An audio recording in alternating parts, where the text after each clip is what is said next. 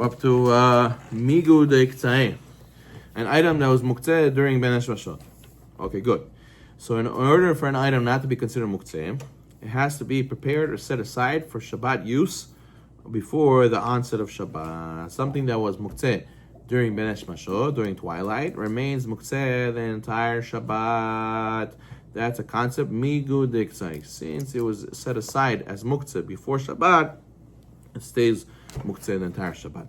Now, it was, for example, right? Someone placed a Muktzeh item on another non-Muktzeh item on Shabbat. And therefore, now he made the non-Muktzeh item a base for something that's Muktzeh, and then the Muktzeh fell off later. So now, since this was non-Muktzeh at the onset of Shabbat, it only became a base for a Muktzeh item on Shabbat. When the Muktzeh item falls off, this is no longer Muktzeh. But if this item was there on it before Shabbat, even if it falls off later, since at the beginning of Shabbat, this bottom item was Muktzeh also, because of the thing on top of it, it stays Muktzeh the entire Shabbat. Oh, that's a good example. 4, so you can't move the bed. 4, food that is edible, that does not become Muktzeh, even if on Erev Shabbat, you had no intention to eat it on Shabbat. However, when an item undergoes preparation during Ben Hashmashot, and it's uncertain if the item will be ready or not, it will stay Muktzeh the entire Shabbat. Let's say somebody's drying out, case the Gemara was, someone's drying out grapes to become raisins, and he was not sure if they'll be ready for be raisins on Shabbat. So in his mind, he thought he was not going to eat them on Shabbat. And during Ben Hashmashot, in his mind, it was like Muktzeh. It was like, it's not ready yet. So therefore, the entire Shabbat, even if they become ready on Shabbat, they will still stay Muktzeh. So then you cannot slide the Muktzeh off the book, let's say. So you want the book, but there's something Muktzeh. You cannot slide it off just at the bottom.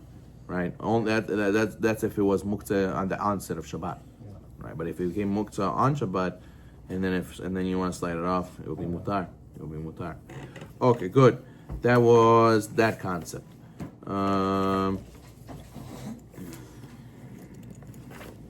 Okay, now moving on. Basis the Davar Asur, page 266. A non-Muktzeh item that is used as a base for a Muktzeh item. When one puts a Muktzeh item on top of a non-Muktzeh item, even the non-Muktzeh item on the bottom becomes Muktzeh. That's considered Basis the Davar Asur, the base for something that's a Muktzeh. In general, something that can become a basis if the Muktzeh item cannot be moved as well, such as the item Muktzeh Mahmad Gufo, Muktzeh Mahmad Chisarun Kis. Items that's Klim Shachto Le'Isur, Kli Shachto Le'Eter, does not make the item under a basis. Okay, so let's say I have a pen on top of a book I want to read. So the pen is a Kli Shachto Le'Isur. What, are you allowed to move a Kli Shachto Le'Isur? We learned yes, for a certain situation. Let's say I need it to use it for something permitted, or I need the space that it's occupying. I'm allowed to move it, pick it up with my own hand and move it. Therefore, the book under also does not become a base of Muktzeh.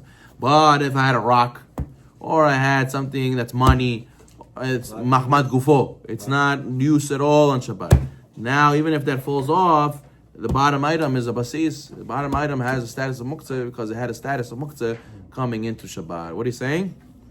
Rock is a Mahmad Gufo. A lot of cases, but you can use it if you designate also. Oh, if you designate before Shabbat, right? You can say. The case says he didn't designate. He didn't designate. Okay, good. Fine. Number 3. An item can only become Muktzeh as a base if it's under a Muktzeh item. A permitted item that's on top of Muktzeh is permitted to move. Let's say the Muktzeh is on the bottom, and the book that I need is on top of the Muktzeh. I'm allowed to take off the book. The non-Muktzeh item on top is not a problem whatsoever. Number 4. If the Muktzeh item is serving as the base, then the base does not become a basis. For instance, someone places a rock on a tablecloth in order that the tablecloth should not slide off the table. The tablecloth does not become a basis. See here?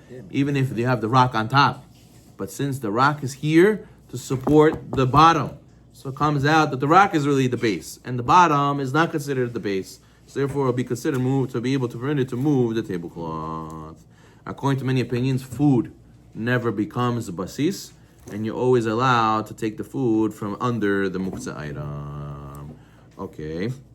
Muktzeh that's hanging on a door. Let's say you have an item that's Muktzeh, a bag, a purse that has money inside. It's a Muktzeh item. And what? And now it's hanging on a door. So now I can't move the door. The door also becomes a basis. No. a door, Muktzeh hanging on a door, does not turn the door into basis. You're allowed to open and close the door.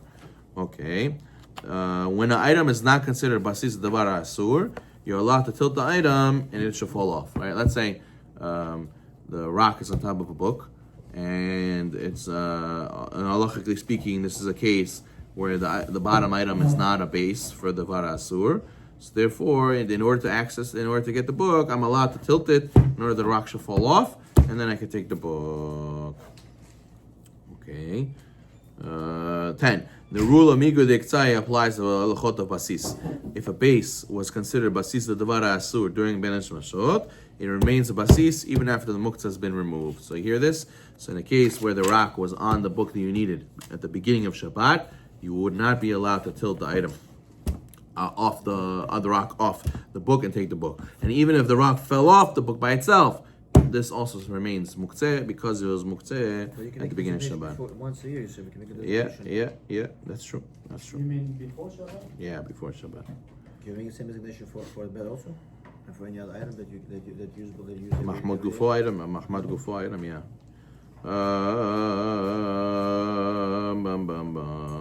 Good. 13. An item can only become basis if one placed the Muktzeh item intentionally. Okay, classic cases, let's say a wallet on a chair.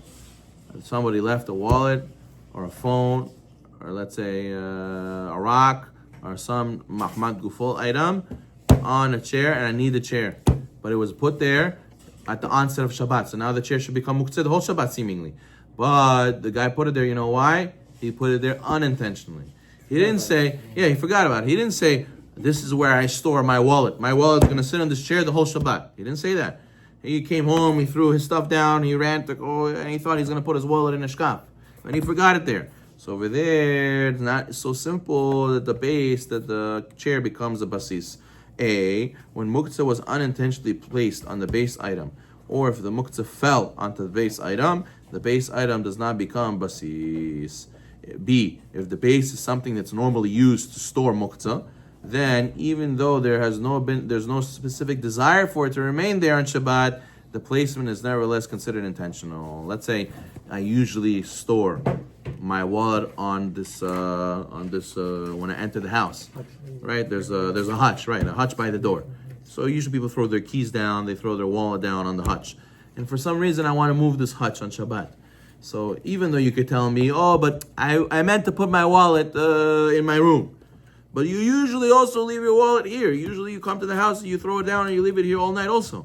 So therefore that makes that the hutch is basis. Even though you didn't intentionally do it this time. Since you usually do it, then it makes it a basis, a davar asur. Okay, good. Fire of a candle is considered muktzeh. And the candlesticks that's supporting the candle are considered a basis, a davar asur. Problem is, I want to move the candlesticks. Let's say I put the candlesticks on the table, Shabbat table. It looks beautiful. It adds to the ambiance. And what happens? After the fire goes out, so now there's no more muktzeh. The fire's not here. There's no more muktzeh. Can I move the candlesticks? Yeah. Problem is, the candlesticks are basis the davar asur. They're basis for a muktzeh item. And we said the halacha is, if it was muktzeh at the onset of Shabbat, it stays muktzeh the entire Shabbat. And even if the muktzeh goes away, the base is still a base for davar asur, and it stays muktzeh. So how do you avoid this issue? How are you going to be able to move the candlesticks if I need to change the tablecloth, if I need to, put more food out for the guests and put out dessert? What am I going to do? So over there, the way to circumvent this issue is you make a stipulation. You say that you make a stipulation that before Shabbat, that when the flame goes out, I have intentions to move the candlesticks to another place. And therefore, it's sufficient to state this once every year, and one does not need to do so every Erev Shabbat. That way it doesn't become muktzeh once the fire goes out. No. Well, let's see, 1 second, 22. One. No, why? What does muktzeh mean? Muktzeh means it's set aside. Muktzeh means set aside, literally. So something that was not intended to be used. You thought, that's it. You see, this is attached to this muktzeh. It's not going to be used. Since I made a stipulation, I made it that it's not muktzeh. I made it that it is part of my mind. It is not set aside. I am going to use it. My phone is on the table. You want to take it out? Put it away? Yes, if you need the space, because we said that kli shachtul isur. No, It depends which. Mine is also Muktzeh. No, one second. There's different categories of muktzeh. We learned this a few days before. There's kli shechtol isur. There's utensil used for prohibited uses, like a phone, like a hammer to build, right? And then there's muktzeh mahmad gufo. There's muktzeh items that have no use on Shabbat. Money is not that you do forbidden items with it. It's just nobody uses money on Shabbat. It's just we don't do business on Shabbat, so it has no use. A rock. What do you use a rock for on Shabbat? Nothing. You're not building. You're not playing with rocks. You're not doing anything with bricks. So therefore, it has no use on Shabbat. So therefore, those are more strict. Those you're not allowed to move. If it's not a kli shechtol isur, you're not allowed to move whatsoever. Phone's not in that category? Phone's a kli shechtol isur. It's an item that you use for forbidden activities, and the halacha is you're allowed to move it if you need the space or you need to use it for something permitted. Like a hammer also. Hammer is kli shechtol isur. If you use it to crack nuts, you're allowed to pick up the hammer to crack nuts. If you're going to use the space where the hammer is occupying, you could pick up the hammer and move it to the side. There's certain types of muktzeh you're allowed to pick up with your hands and move.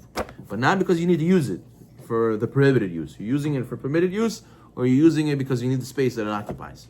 I came to my table, my kids left with crayons all over the table. How am I going to set the table? I'm allowed to pick up the crayons and move them somewhere else because I need the space. Those are items for prohibited use items.